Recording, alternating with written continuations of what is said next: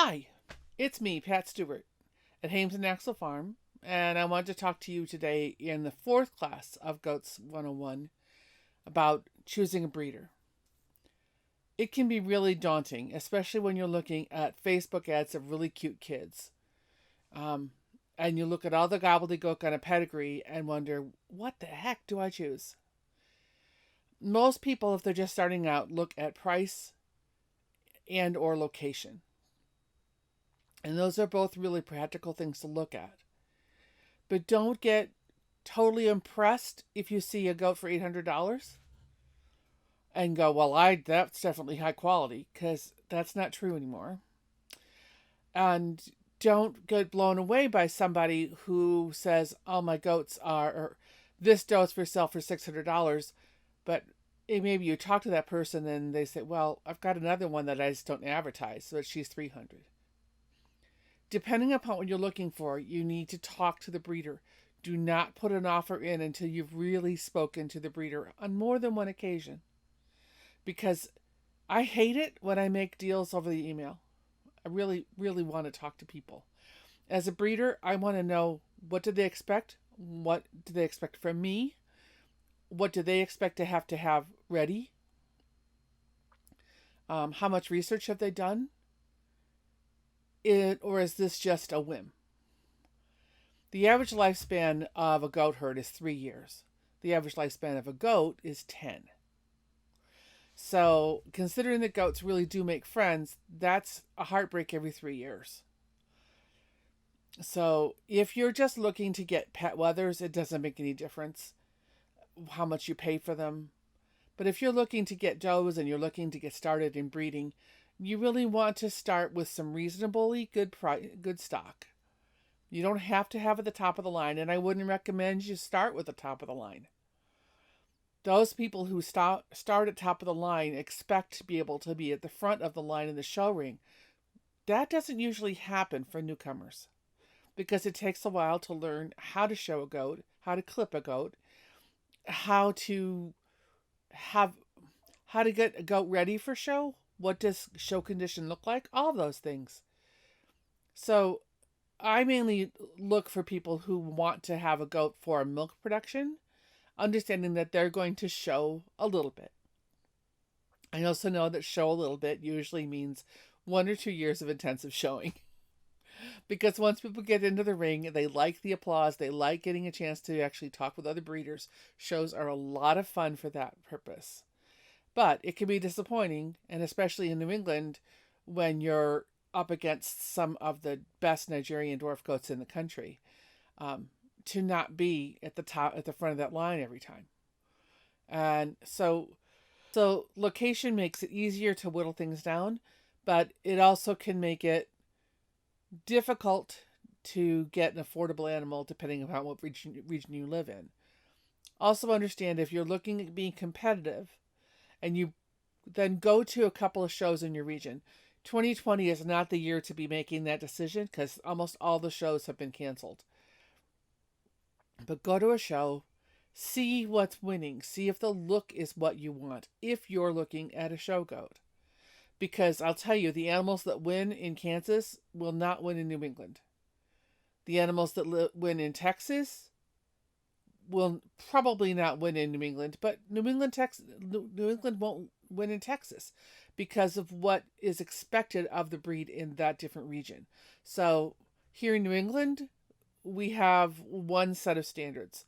In the Midwest, they have a different set of standards. They all are based on the same breed standard, but it's up to a judge to decide what look they look for. And some of them haven't caught on to the fact that there's more than one style of Nigerian. So think about your location, think about your price. A registered animal should be anywhere from 300 to 800 for most cases. If you're paying more than that, you better be paying for an animal who's got a long line of champions and production behind them. And I would never suggest that somebody pay that much money to start out.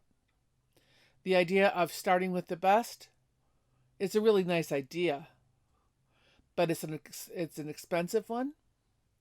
And the one thing that people don't understand is that just because an animal has good pedigree doesn't mean that animal is going to show the good side. I was just having a conversation online with somebody who was saying they were looking at a pedigree and they were looking at the lines of the first two generations, and they said that the last two generations were the only ones that mattered. Well, that makes no sense to me because the last two generations are based upon the generations before them. And I know the quality of the animals that came 10 to 20 years ago are very different from the qualities that are out there now. But I also know which were the qualities that lasted and which are the ones that are fashionable. You take a look at the animal, make sure that you like the look of it. Do not get caught up in the color. Do not get caught up in the blue eyes or anything like that. You're looking at the general health of the animal. And the next thing you want to look at is how forthright is the breeder?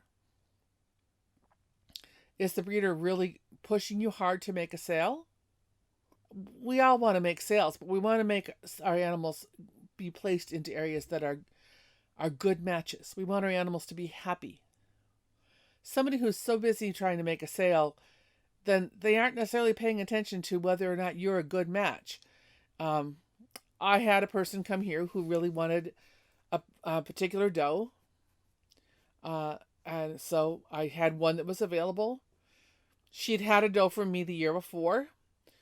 That doe had passed away. I don't know why, but she was in just a terrible hurry to get a companion for her wether. I understand you don't want a lonely animal, but she came here and I sold her a very friendly doe. One of my favorite does from her year that she was born in. But she was a mouthy little girl. As a goat, she uses her lips. She checks things out. Since the moment she's been born, she's been a little bit on the nibbly side, no matter how many times I tried to tell her not to. When they're little, that's cute. When they're full grown, that can be scary. And also, it takes a while for an animal to set in. So that poor doe went to her new home and was back here within 45 minutes because that doe didn't have the same personality as the other doe. And this person was of the belief that all goats were supposed to be the same. They held the goat very tightly, like they had held the one that they've been raising since she was 8 weeks old. This was a 2-year-old that was not used to being handled that much. And she used her mouth and she grabbed a shirt. And then along the way, she pinched the skin of the person holding her.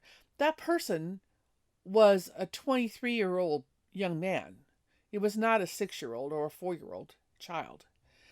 She said, "This goat is vicious and you have to take it back."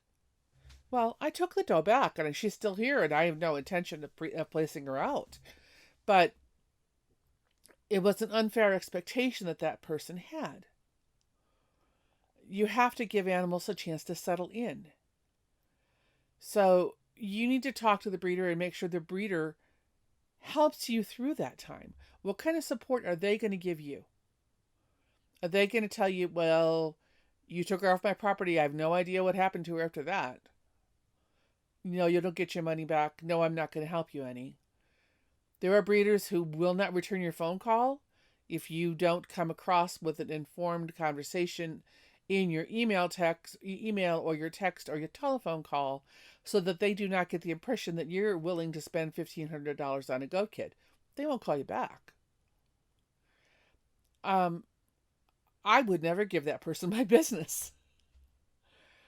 So you have to get a feel for the breeder and give everybody a couple of chances. I mean, if they're willing to talk to you and they've had a really bad day one time, call them back a few days later and see whether they still have that attitude, or maybe you caught them in the middle of a fight with somebody. We don't know what goes on in everybody's lives. I certainly know that I'm not always on my best behavior every moment of the day. So when you're checking out farms, talk to the breeder. And I mean talk to the breeder. Go to the farm if you can. If they're not willing to let you come to the farm, then I wouldn't be willing to give them my money. You need to know that those animals are healthy, that the place is safe. You need to have a good feel for how much the breeder knows.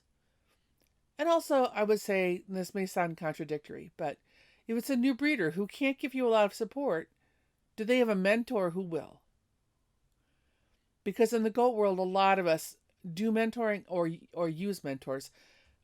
My goat mentor is the person I bought my first goat from, and she doesn't need much mentoring, but it's kind of nice to have us call back and forth and say, hey, have you ever seen this? How did you deal with this when you had that at your operation? Um, to have that sounding board. So that relationship between you and the breeder is really important.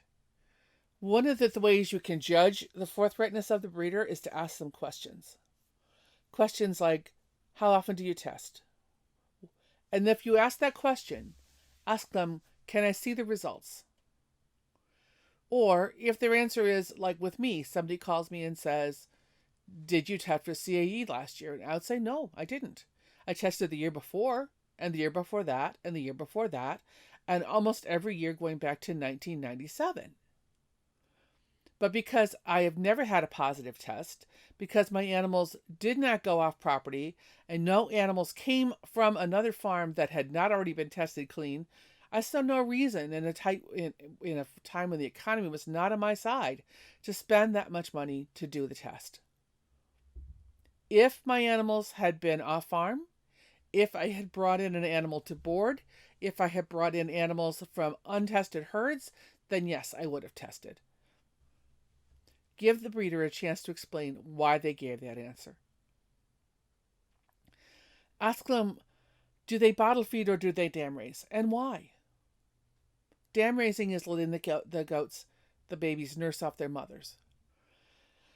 For a very long time, CAE was a chronic problem in this country, to the point where 80% of all the goats had caprine arthritic encephalitis.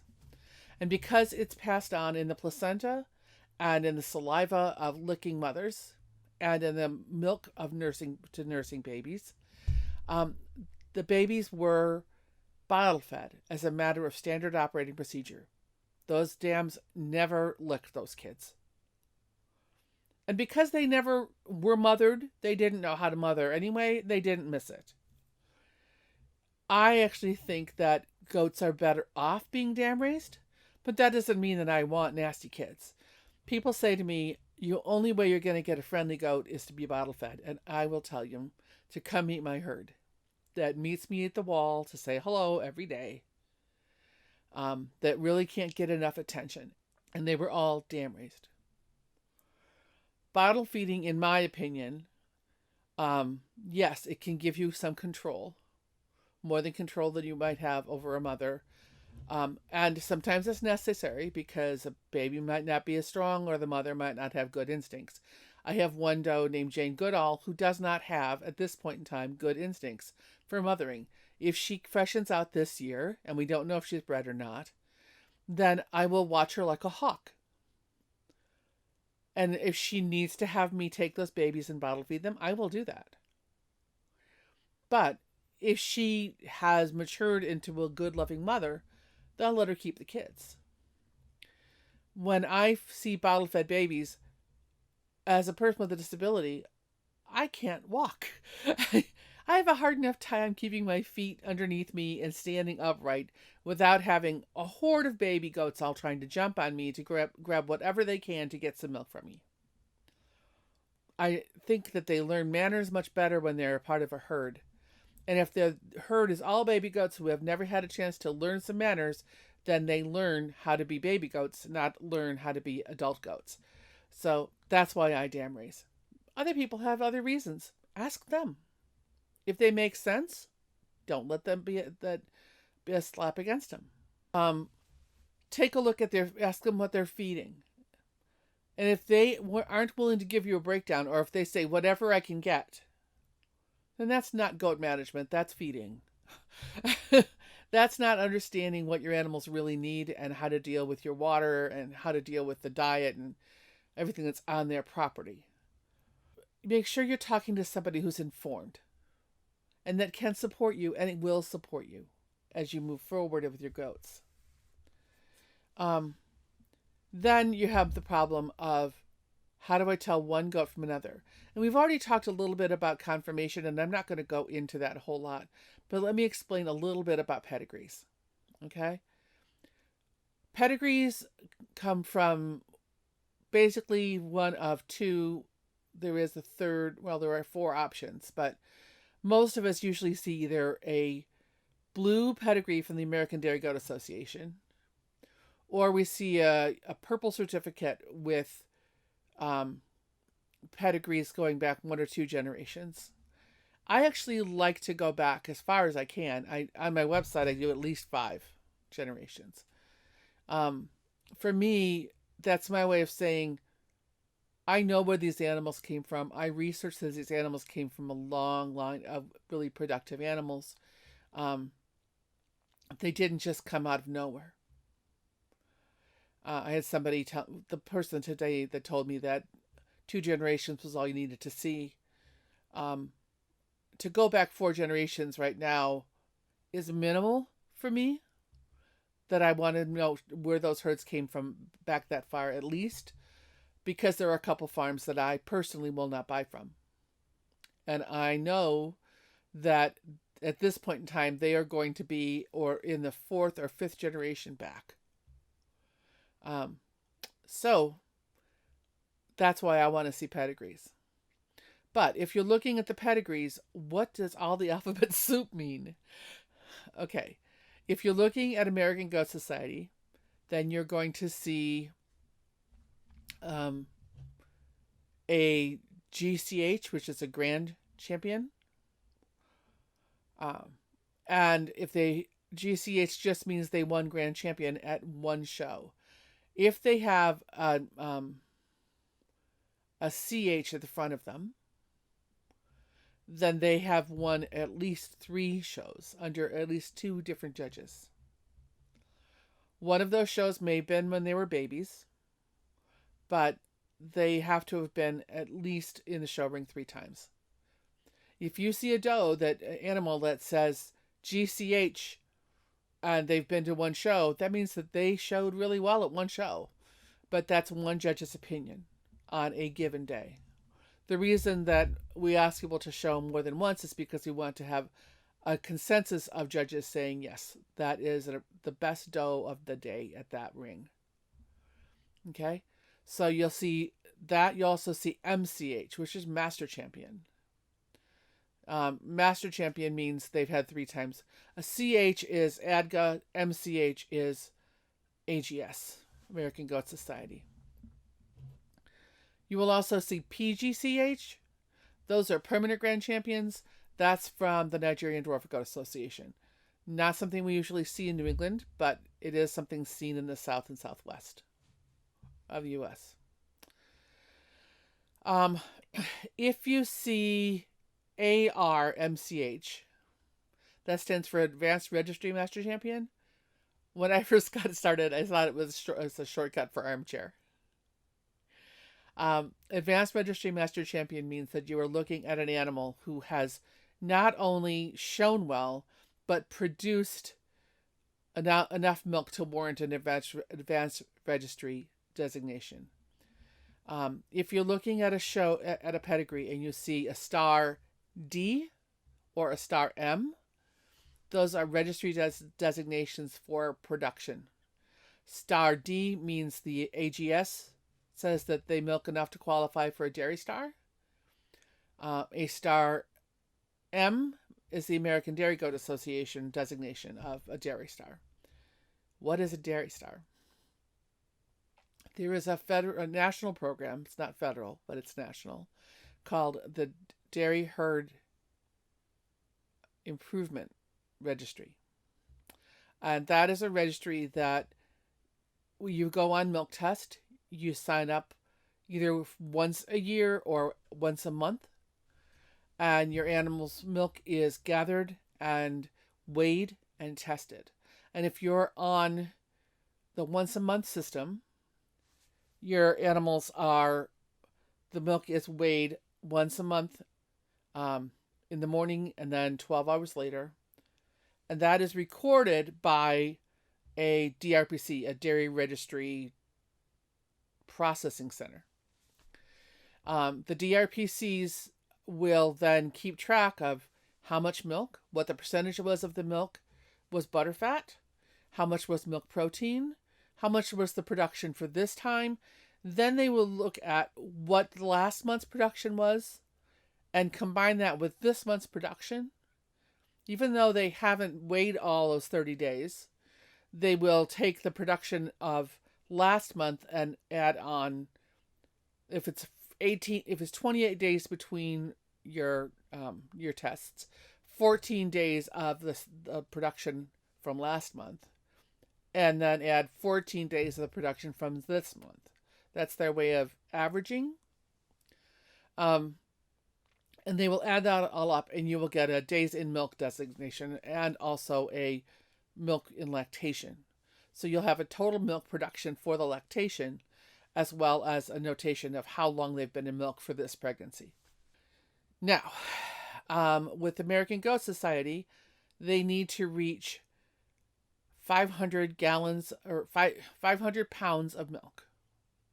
And milk is measured in pounds, not in gallons. Or they need to have 25 pounds of butterfat. Either one of those designations will give them a dairy star. If their mother had a dairy star, then they become a 2-star D. If their mother and their grandmother had a dairy star, then they're 3-star Ds. The longest run I had here was an 8-star D, and then I stopped milk testing. I'm going back to it, but I stopped for a while. In the American Dairy Goat Association, they have to have 600 pounds, or 18 pounds of butterfat, or 21 pounds of milk protein. I believe that's what it is. Now, to me, that's a little back-asswards, because that means that their milk does not have to have as much butterfat as it would be if in the American Goat Society, but it does require them to have more fluid milk than you might find in a first freshener. And both of those numbers come from, this is a first freshening doe. The amount of milk that is expected out of an animal is based upon their year of birth. So if they're a 3-year-old and this is their first lactation, they got one set of standards. If they're on their 3rd lactation, they have to be able to make more than that. Once they've gotten their dairy star, then they keep it. But I always like to note, yep, the doe qualified again in year 2, 3, 4, or 5. So being on milk test, not just 1-day test, but a 305-day test. And that's how long a lactation is. A lactation being a period of milk. That's a good way to judge the production of an animal. First fresheners don't always make their dairy stars. But if you've got a doe who's been on test for 4 years and still hasn't made her dairy star, I would not buy her. She's just not a production doe. She could be bred to a really nice buck, and maybe the offspring would be good producers, but she's just not going to be able to make as much milk.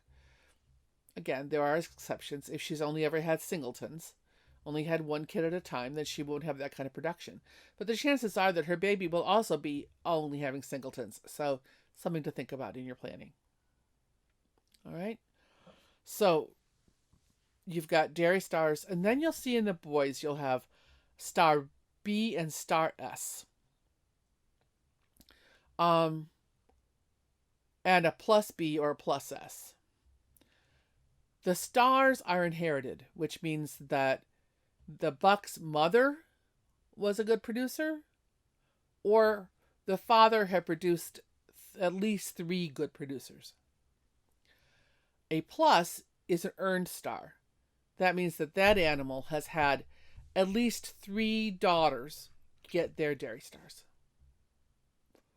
So that's where the production comes into play. Production is usually at the end of the animal's name. Their titles are at the front of their names. And then you'll see numbers, and you'll see things like VG and EEE and E, and all of those are classification or linear appraisal adjustments. Those are both, and classification is not done much anymore. But there used to be a man named Harvey Considine who had his own herd assessment system, and so we would get a different number from a Considine assessment than you might have gotten from an ADGA classifier or appraiser, excuse me. But when you're going to a show, the judge is taking a look at the animals in front of him or her and deciding which one of the animals in front of them, which one of them meets the standard better than anybody else in the ring. And the nice thing about going to a show is the judges have to give their reasons. And a good judge will go right down the line.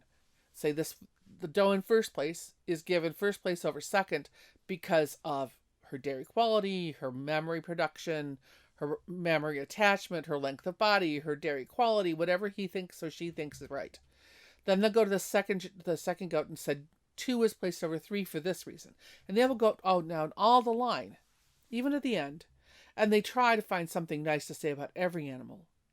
And sometimes you'll actually hear them say, this animal is placed over this animal because of this reason, but she yields to the animal behind her in that the animal behind her is perhaps more dairy, but not as long in the body.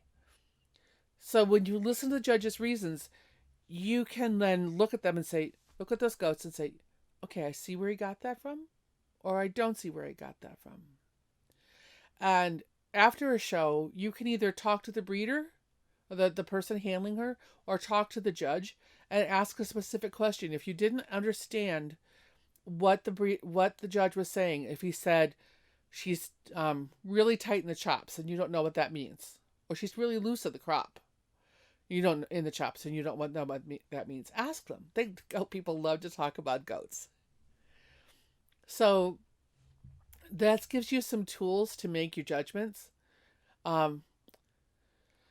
When you see the VGs and the VGGs and the EEEs, those are linear appraisal breakdowns. And that's where the animal has gone to an appraiser who has hopefully looked at the entire line. And really, those people know their stuff. And they're able to go down and look at the animal and say, okay, they're strong here, they're weak here, they're going to give points based upon age, condition, all sorts of things. Those are quantifiable assessments of those animals.